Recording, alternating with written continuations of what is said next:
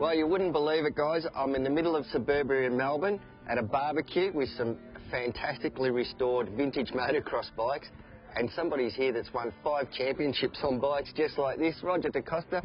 Roger, welcome to Australia, mate. And good to see what are you doing here at the barbecue? Well, a common friend of us, Steve Sweeney, knew I was coming to Sydney for the Supercross and to see Chad, and he talked me into stopping by here. I'm glad I did. It's a good bunch here. Mate, it really has been a pleasure to see you out here supporting the vintage guys. Do you do much of sort of these guest appearances with the vintage scene around the world, really?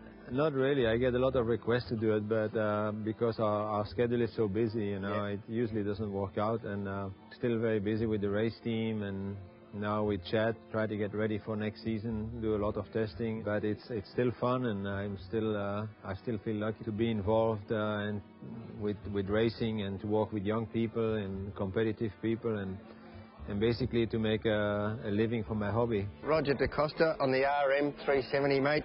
Tell us when you won the championship on this very bike. You know, I'd been racing for CZ for several years, and then in '71 was the first time that the Japanese company entered the 500 class, and I was the only rider. After some national events in Belgium, I felt that, you know, I could win, and I felt the bike was good. So I went to the first race believing that we could win, and I don't think the Japanese thought we could do it the first year.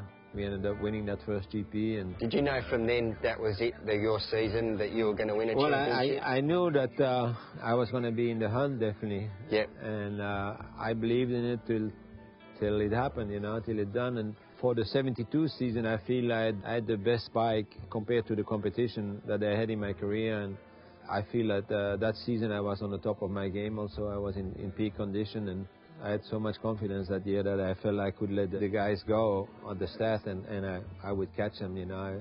I would start going for it at the last 15 minutes and catch everybody and pass everybody. You were regarded back in your time, you continued racing when a lot of people stopped racing.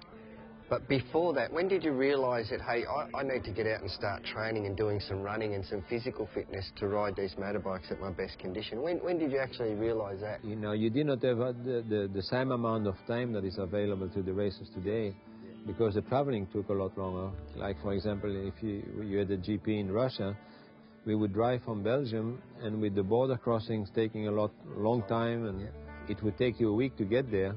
So what we would do, we would have a friend somewhere along the road. You would have your friend drive the car, and you would run a few miles along the road, jump back in the car and drive for another 5 or 10 hours, you know. That's amazing, the things that you had to do to get around. It was just different, but, you know, it was the same for everybody, so that's the way it was.